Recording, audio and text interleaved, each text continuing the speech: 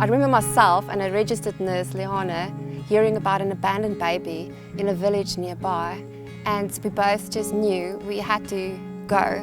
We didn't know what we would do once we found the baby because we weren't yet registered. It would be illegal to take a child in with us. As we arrived at this village, it was one of the most depressing environments I've ever been in. I remember just seeing lots of smoke and mainly men sitting around and I asked, where's the baby? We heard about an abandoned baby, and somebody pointed me and Leona into a hut. I remember looking into the hut, a very dark hut, and not seeing a baby.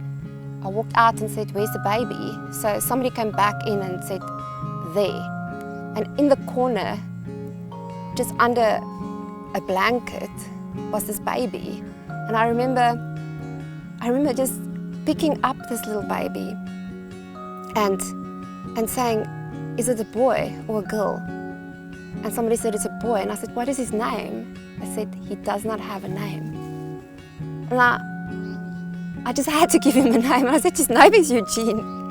His name's Eugene. And I said, who's going to care for this baby? Nobody wanted him. His mom died at birth and nobody knew who his father was. So Leona and I looked at each other and we just said, we're taking the baby.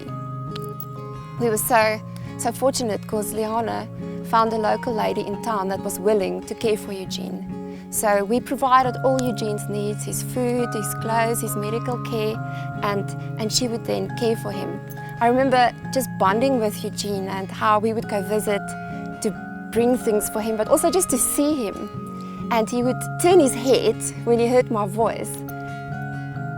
But then one day we heard the news that Eugene is sick. And before we even got there, we heard that he's passed away. He was taken to a nearby medical facility that wasn't able to give him the medical care that he needed. And sadly, he died. And that's just not right, you know, it shouldn't happen. Every child has the right to proper medical care.